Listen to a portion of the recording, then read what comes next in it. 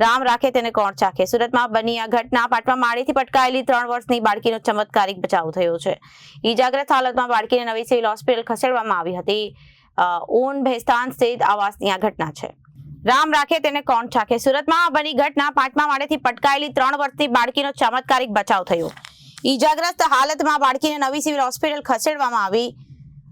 સ્થિતિ ભેસ્તાન આવાસની ઘટના પાટમાં માળેથી બાળકી નીચે પટકાઈ હતી। તાત્કાલિક પરિવારજનો નીચે દોડી આવ્યા હતા। તે બાદ બાળકીને નવી સિવિલ હોસ્પિટલમાં લઈ જવામાં આવી હતી। હાલ બાળકી સારવાર હેઠળ છે। માસૂમને 3 વર્ષની બાળકી નિકી શ્યામનાથ પંડિત બાળકી હાલ सारवार हेठળ છે। जो घटना में माता पिता माटे लाल बत्ती समान किस्सो सामने આવ્યો છે। आपका नाम? मुस्कान।